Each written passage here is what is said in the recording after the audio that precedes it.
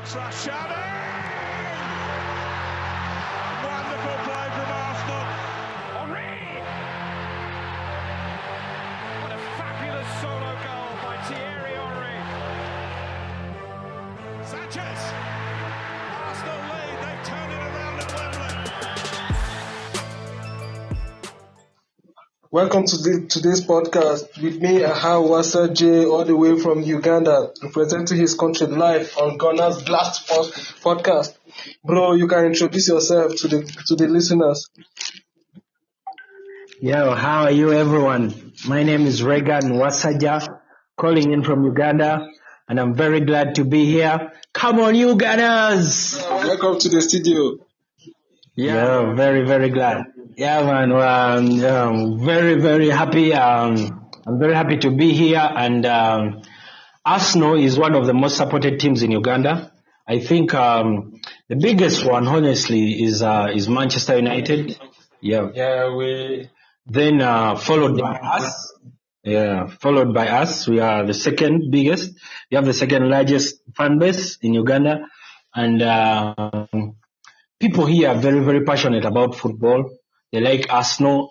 You find that during the Arsenal games, people are not working. People, in fact, put away their work and watch these big games. And they are very, very passionate fans, very, very emotional.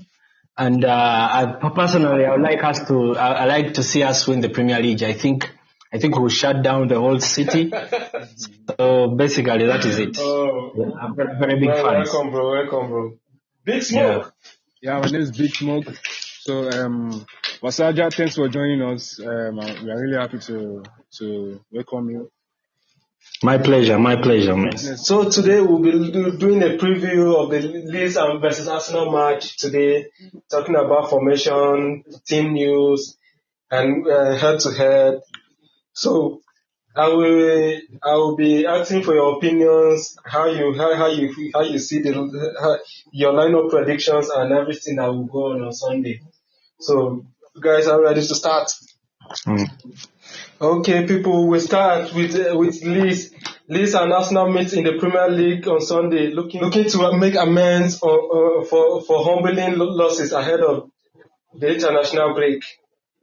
The promoted side Leeds conceded 4 goals at Palace, which not many say before Villa put 3 past the Gunners in one of Arteta's worst games in charge of Arsenal. So, Wasaja, what do you think about the game?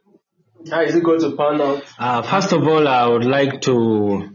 You've reminded us of that horrible defeat. The last game in the Premier League. It was very, very awful to watch. Aston Villa looked like they were the bigger team. They played like they were the bigger team. I didn't like what I saw against Aston Villa. We never played well. And I think Leeds is even going to be a tougher opponent. They have a very experienced coach. Marcelo Bielsa is a way better coach than Mikel Arteta. And if Aston Villa can attack us the way they did, I think even Leeds can do more harm to us. I don't know how we are going to do it, but Leeds for me are going to be a bigger challenge. Because if you watched that Aston Villa game, those guys attacked us. They never respected us. They came to us all the time. Every time we lost the ball, they ran to us. Jack Grealish was very, very deadly in that particular game. Yeah. So I expect Leeds to even come out more attacking. So I don't know what we are going to do, but that is what I expect in that particular game. Big Smoke, what do you think? Yeah, I think in the last preview, I said I was not happy. We were not happy. Nobody was happy about the game. So we were not a team like Arteta said, and so it was the worst match. In fact, I couldn't finish the match. After the second goal entered, I just gave up, and that was the first time I did that actually. Because sometimes when your team is losing, you see the spirit, their team spirit, the way they are playing, but you still want to believe, okay, maybe they can turn things around. But against Aston Villa, it was a different situation. In fact, when the second goal entered, I just gave up. So against Leeds are they play very fast attacking football. They are very, very fast, and Patrick Bamford is a player I actually respect because I think he has like 5 or 6 goals now already. If I'm right. Yeah. So He has scored a lot. yeah, I'm expecting a far better performance from Leeds, like better performance than Aston Villa rather from Leeds. So let's see what will happen. And to add on that, Leeds has been a very, very tricky opponent for us. If you remember, before they got relegated, they were very, very tricky opponents for us. Those days when they had Mark Viduka, Alan Smith, very, very tough opponents for us. So basically, I don't know how we are going to do it, but I hope we show up and we react because we need to put in a big performance. Yeah, I think the last time they defeated us in the Premier League was when we needed just 1 point to win the league against Leeds, the last game of the season in 2002. Yeah, and they came to the hybrid and gave us a shout out for our money, beating us straight to and in the end. Yeah. That game was really painful. Yeah. It was really painful. Do you think defeat on Sunday against Leeds will cause chaos in the Arsenal fan base? Asking for Arteta out? Yeah, so I am telling you, we lose that particular game. Our manager is going to be under a lot of pressure. I know he will be under pressure already, but because there are no fans in the stadiums, he's very lucky that he's not facing the pressure yet. If there were fans in the stadium, he would be under very, very big pressure because if you look at the way we lost against Leicester City, then we've been playing very, very dull football in the Europa League and in the Premier League. So he would be under very, very big pressure. Arteta is very lucky that that fans are not actually in the stadium. So we need to win that particular game. He needs to win that particular game because first of all, we have 12 points this season. We need to get more points. We should be up there if we hadn't lost against Aston Villa, against Leicester. So we need to pick up points. And Leeds is a team that we should beat. We beat them last season, if you remember very well, in the FA Cup. Yeah, we didn't play very well that particular game, but we were able to get the job done. In fact, Leeds that particular game played better than us. They played better than us in the first half. Yeah, in the first half actually. They played better football. But we need to add on that and we need to beat them. Okay, Big Smoke. Okay, if we lose against Leeds, I think people are already even Arteta out already. For me, I've seen so many people criticize and say a lot of hard truths. But if we lose against Leeds, Arteta is going to be under more pressure, like Wasaja just said. Yes, he's going to be under more pressure. So that's all. You need to be more under. So do you think the pressure will be under more pressure? Do you think the Arsenal fan base will be going too far, like putting too much pressure on Arteta, knowing that this is his first job in management, and you know he's a young coach, he needs to learn from his mistakes and all those stuff like a coach used to do. Like when Wenger loses a game back then, he would say it was an accident. And the reaction to that accident was to like ginger his players to like attack, keep a game in the first 10 to 20 minutes against any opponent. With the fans, we actually Arteta house because he's a young coach and because he's a new coach. I think that's basically what he's trying to say. Welcome, Joshua. Yeah, thanks, guys. Thanks. It's good to be here. Wasaja. So do you think that the fans will be going too far calling for Arteta's head? Of course, the anger by the fans towards Arteta is justified. We expect to see good football. We expect to see attacking football. We expect to see Arsenal playing the Arsenal way. So if the fans become very pissed with Arteta, I think it is very okay. It is very okay for us to be annoyed when the results are not fine. We want to watch good football. It is what we spend our time on. There are fans in the UK who even pay lots of money to the club. They buy club merchandise. So we want to see good football. We want to see Arsenal play good football. When we become frustrated, it is justifiable. We are not making it up. Those are bad results, and we should not be happy about them. We have a right to be frustrated in case the football is not nice.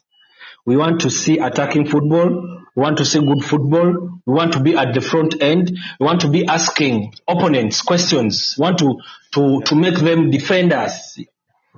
That is what we want to see.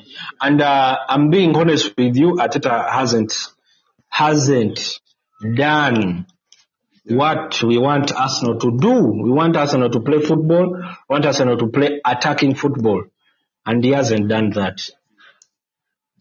Okay, thank you, Wasaja. Joshua, are you there? Yeah, I'm here. So, do you think Arsenal fans will be going too far if we lose against Leeds by saying Arteta out already?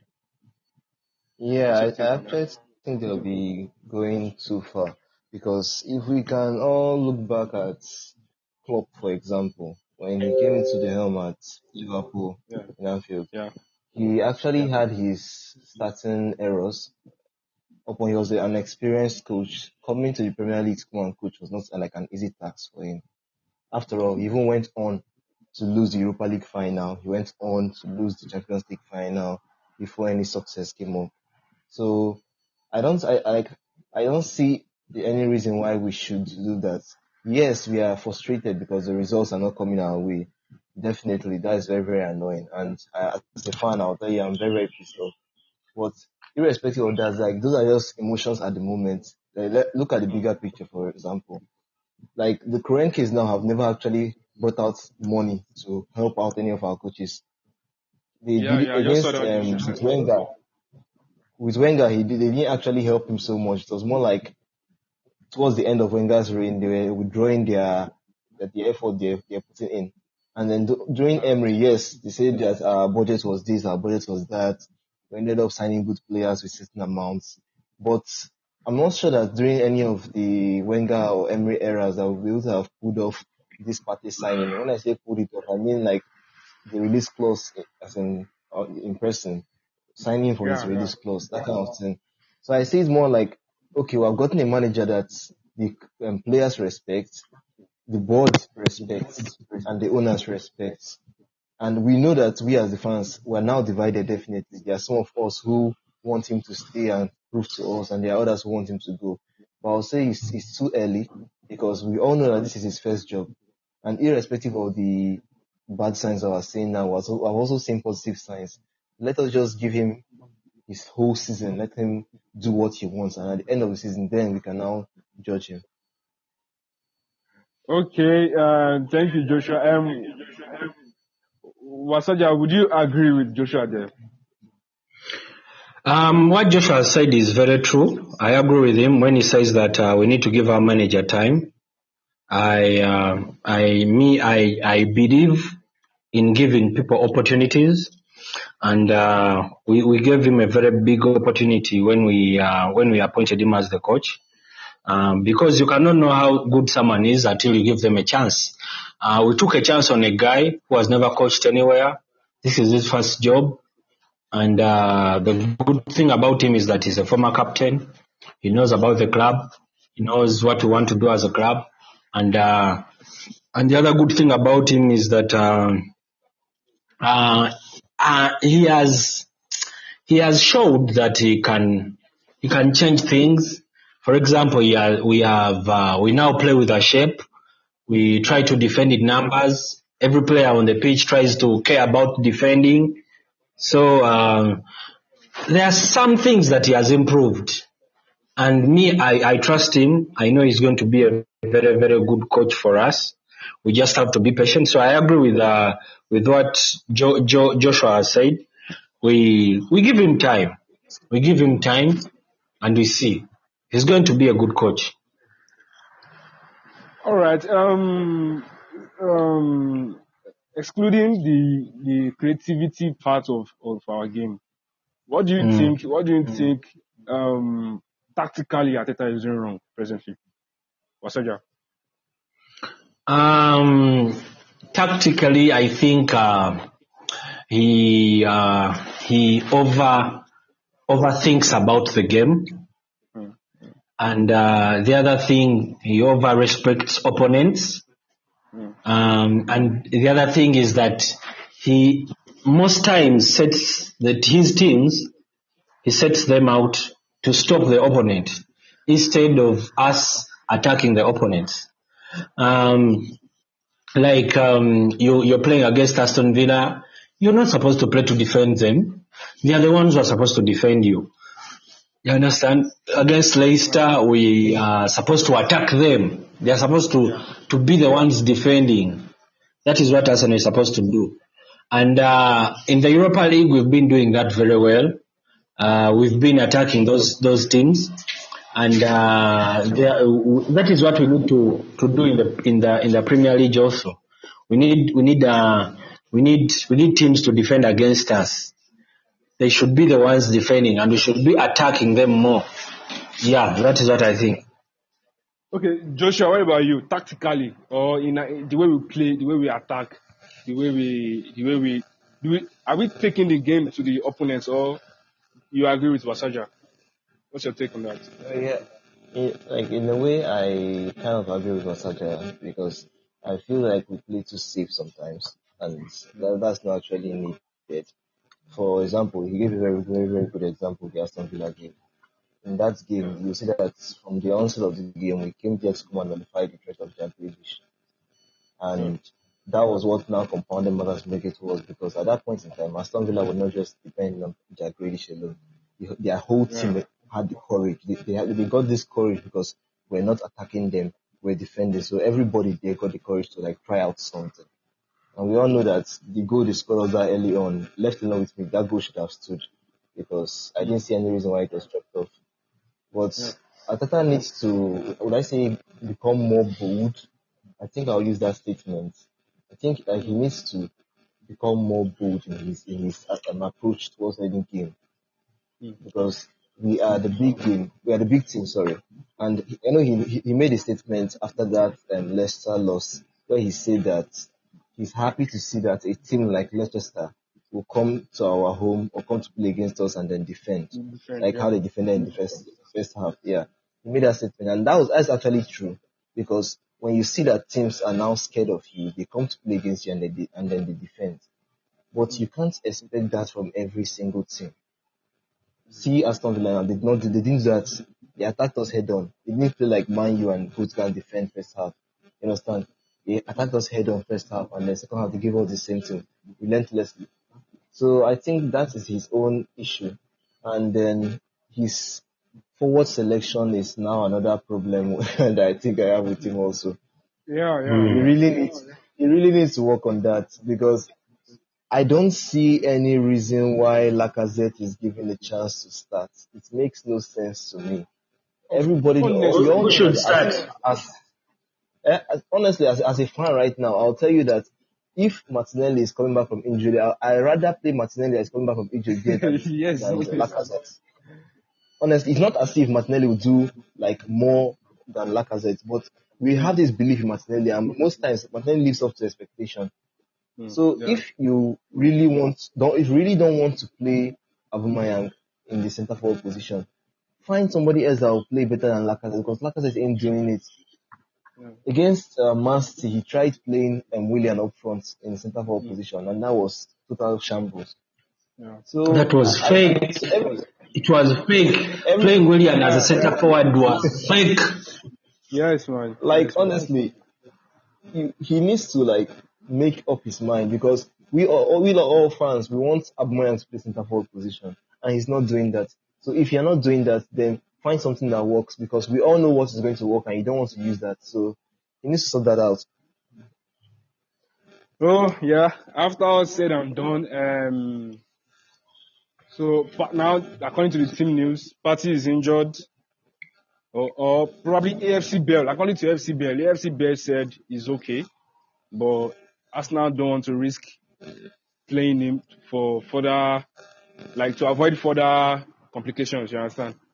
So Yeah. Partey is gone. Yeah. Partey is gone, and then COVID, Kolasinac, COVID too. So what do you guys think should be the ideal midfield now against Leeds? Because Maybe it's time for my boy Joseph Willock to start in the Premier League. who is that? It's really time. We look. Yeah, he should start. Yeah, he should start, man. I like his runs off the ball. I like how he attacks. He gives us more options in the opponent's box. Currently, we don't have such a midfielder. All our midfielders play from behind the ball. They don't go in front. So I think this is Joseph Willock's chance. It is going to be very hard playing against Leeds. Leeds play very fast football. They play good football. So it is going to be very hard for Joe Willock, but it's all we have, so he has to play. Yeah, Joshua, so can you agree with that? Or Yeah, I actually feel like he might be the difference between us losing and winning that game. Because honestly, I see if we should mistakenly go ahead and start Xhaka for that game, we're going to be run over in that game. I'll tell you right Xhaka. now. I really don't. Xhaka is very I really slow. don't We are going to be in trouble. yeah. I really don't believe we're going to win that game. Honestly, I'll say the truth because right now, Willock hasn't played the Premier League. So let's for example say he's not playing. So we are having Xhaka and Ceballos playing our midfield, and maybe Saka. And honestly, for a team like Leeds, the team I think that I will pick for that kind of to play against that kind of team will have the likes of Reece Nelson, Saka, Pepe, Willock, people that are quick and they all want to prove a point. So they will look at this match as, okay, this is a match I can use and stake my claim in the Premier League. But if we go ahead to start Xhaka, well, at the end of the match, we'll still have this discussion again. Yeah, yes. I can agree with that. Now to Aubameyang. Aubameyang playing on the left, for me, he's not getting a breathing space. You understand? Like last season, he was superb on the left. He got a lot of goals from the left, dropping to the center. So now this season, I think opponents have now found a way to choke him on that left side. So do you guys believe it should be played through the center or it should remain on the left? Wasaja, sorry. I think he needs to play in a place where he's more comfortable. And I think he's more comfortable on the wing. And it's very hard to mark if he's coming off the wing. Because when he comes off the wing, he's very hard to mark. Like when you play a center forward in the Premier League, you have defenders like Lewis Dunk on him, Katzuma, those guys. They're always around that striker and trying to stop him. And Aubameyang is not this guy who can hold on the ball and pass it and what and dribble. That is not that is not where his prowess is. His prowess is positioning. He knows where to position himself, how to score goals, when to shoot. That's why he doesn't need a lot of chances. He doesn't waste a lot of chances. He gets very few and buries them. So to get the best out of him, he doesn't need to play as a center forward. But we need someone who he can swap with. A player who is more mobile, like a person who is more mobile. Like if you see Aubameyang in the middle, you can go to the wing. If he goes to the right, you can go in the middle like that. You need to swap positions. We need a guy who can play there, and that is where Martinelli will help us. When Martinelli comes in, he can swap with Aubameyang. He can play on the left for some times, for some moments in the game.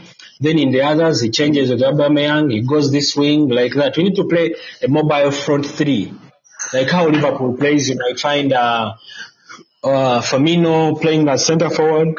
Then you find Salah. Then you find Mane, like that. Yeah. And so far, Lacazette is not doing that very well. He holds onto the ball very much, which is not good. And I think Nketiah can do it, but he's still very young and he's very, very tiny. His size is very, very small to play centre forward in England. So he's very good. He knows where he's hungry for goals. He's this kid who is very straight. He likes scoring goals. He's a goal scorer, but he's very, very small to play as a striker in the Premier League. Especially when you find 6+ feet defenders. You find Lewis Dunk. You find tall guys. Guys playing in defense.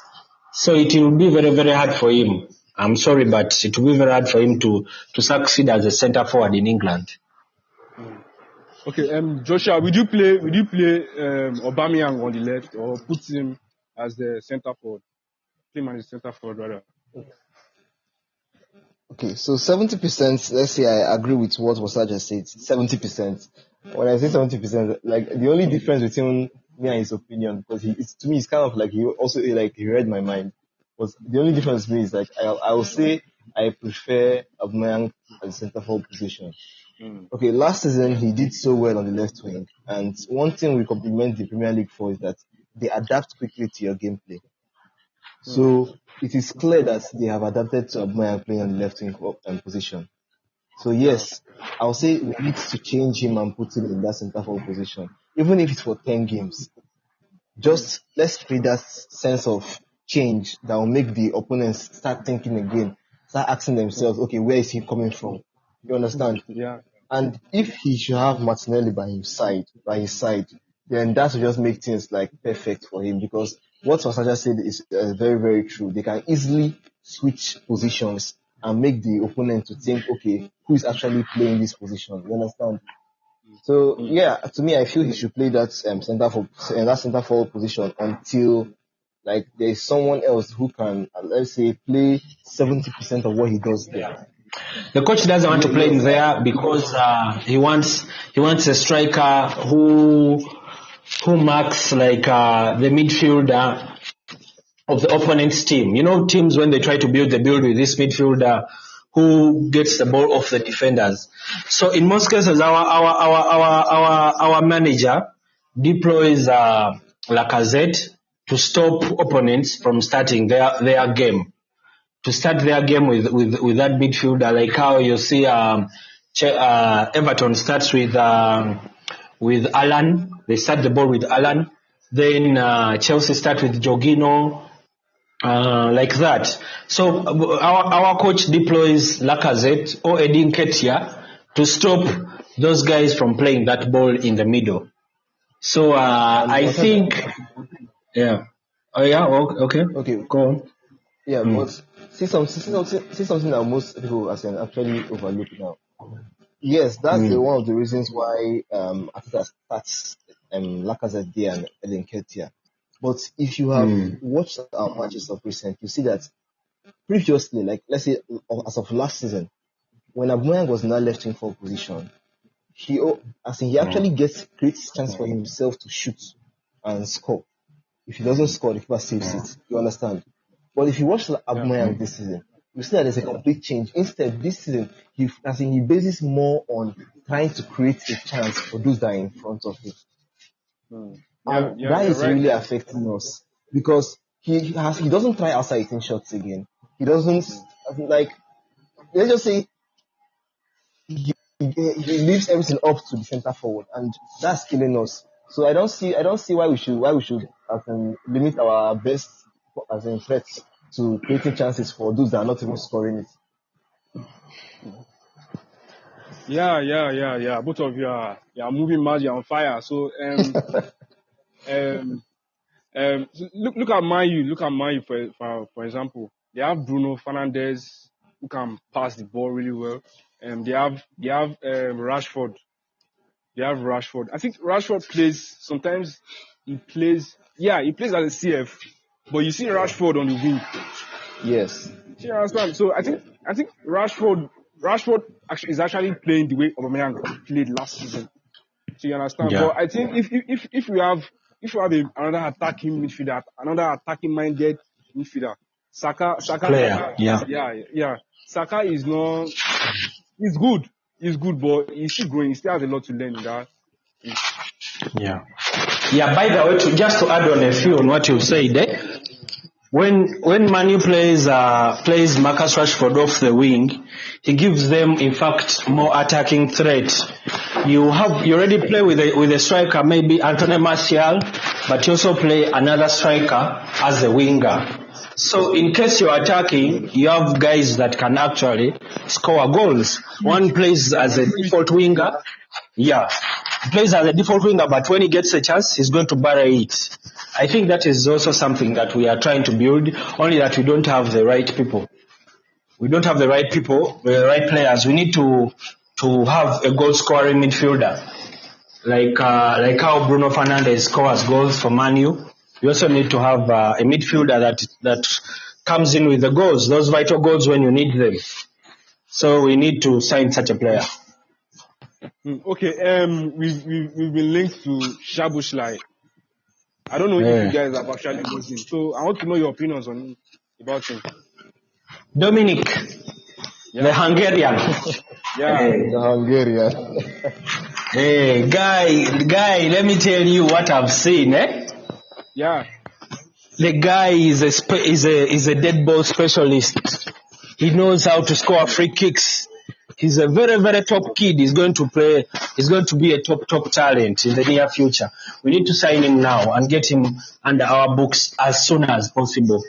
He's still developing, but you can see that he's going to be a top player. He has a very good body. He has a good physique. He's tall. He has very long legs. He has the skill. Yeah, he's going to be a top player. If we get him now, then to be a very, very good coup for us. Joshua, would you take Szoboszlai or nah? You said?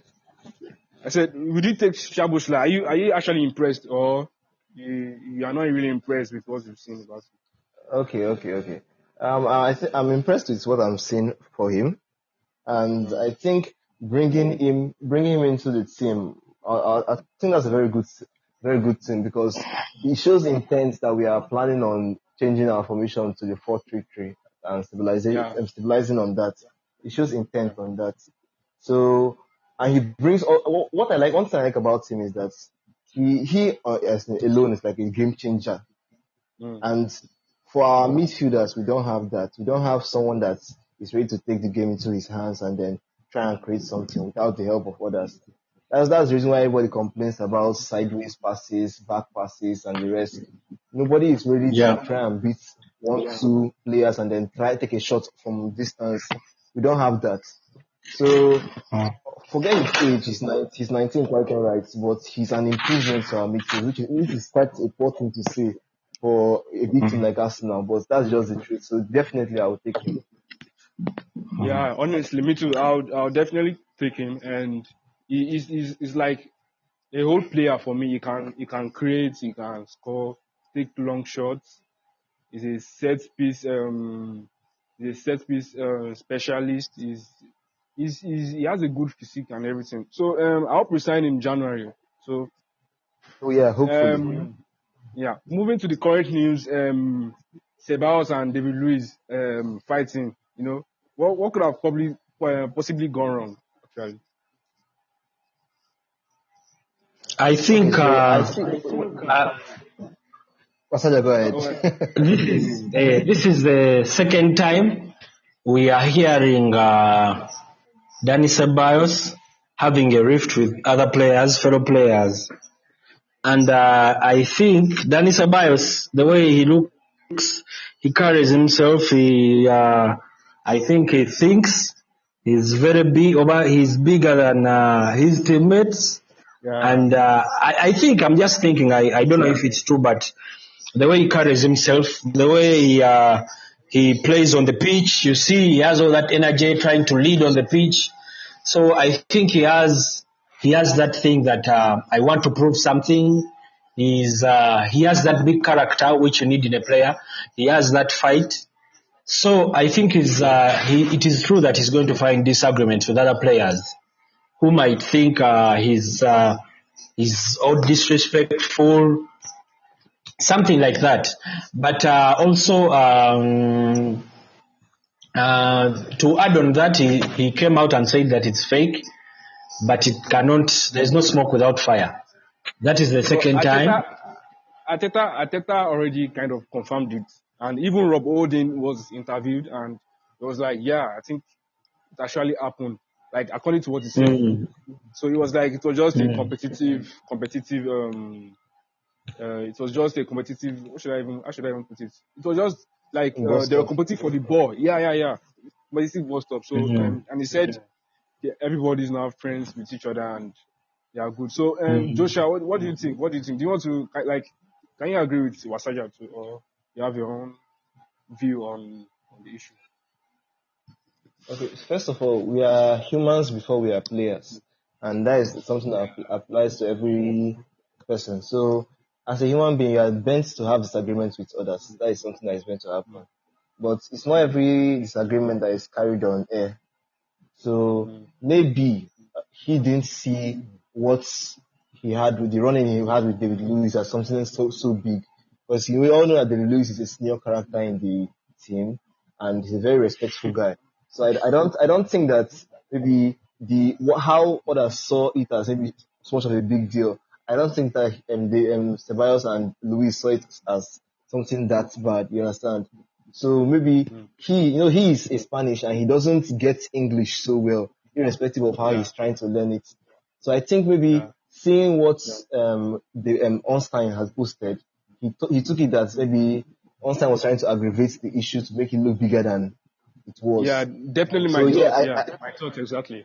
Yeah, I think that something actually happened, but for Ceballos and Luis, I don't think they saw it as a big deal, like for it to be out in the press. Yeah. Lastly on the show, let's talk about Willian. So since Fulham, you all know Willian has been off. He has not been productive. He just runs around the pitch for the whole 90 minutes. Why do you think Arteta keeps playing him? Nevertheless, Wasaja. Pardon? Yeah, Willian. Why do you think Arteta keeps playing him despite his best performance have been against Fulham last? I think a player like Willian, who plays in the attacking position on the pitch, your contribution should be seen by either scoring goals or by making assists or creating chances. And so far, Willian is not doing that very well. And that is why people have put him under pressure.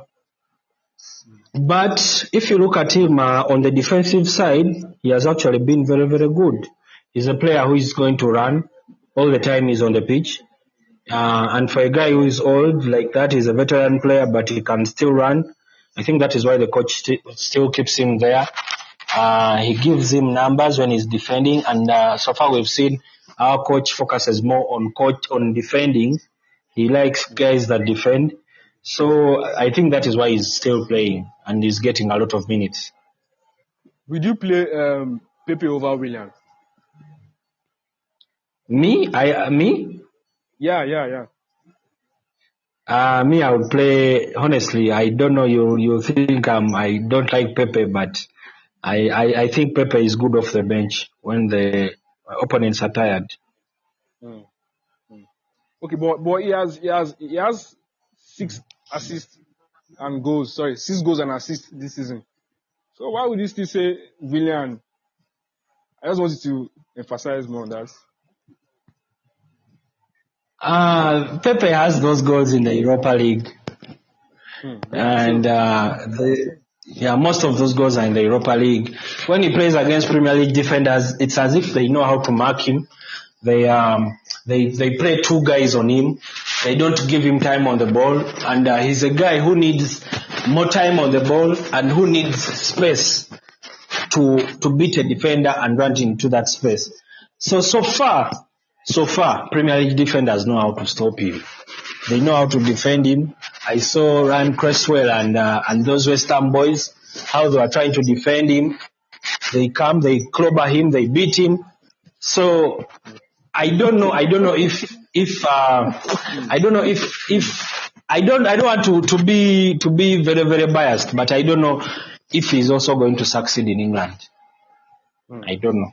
Yeah. So far, what I've seen, Willian. Do you think Arteta was right going for Willian? And where do you think Willian has gone wrong since the Fulham game? So concerning Willian now, I think that was a good transfer idea going for him. If you take me back to the transfer window, I think I'll still accept him, we signing him again. It's a very good idea to sign Willian. But where things change for me now is that, okay, irrespective of your profile, irrespective of who you are, we play you because of your performance. And I expected Willian to perform more than this. But I think the problem now is that we are actually putting pressure on him without knowing that we are.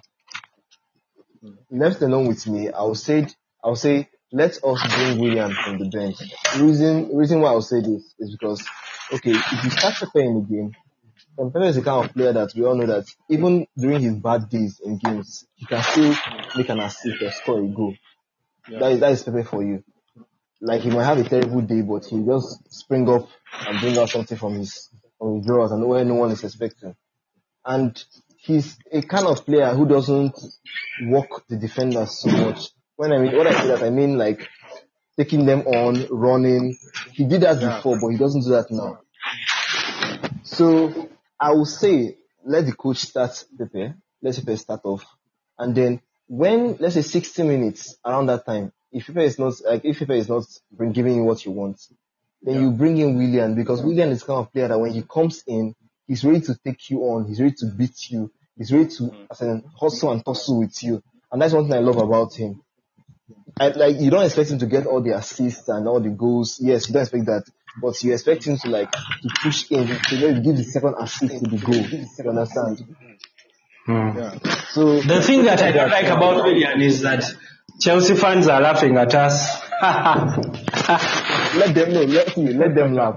I'm happy that they are laughing, because right now you see Willian and you're saying that yes, he's not performing this and that. That's how Willian is to you. At the end of the day, you see at the end of the season maybe you have 9 goals and 10 assists, and that's a good season for Willian. That's how Willian is. So my point is, okay, right now that we're saying that he's having kind of a hard time, if because you're option, take him out of the Premier League for maybe a game or 2 games, put him in the Europa League, let him play. You understand? And then when everybody's eyes is like, okay, Willian is no longer playing in the Premier League, he's now down the Europa League, bring him back in again. So if Pepe cannot prove his point within those 2-3 games, then we are all clear to say that yes, Willian should start.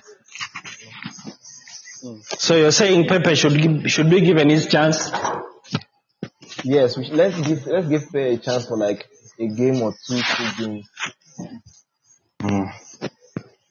Okay. Yeah. Okay. Looking at the way we play, people are saying there's too much rigidity, no freedom. Is that true? Very true. We play safe ball. I want to call it safe ball. We play safe.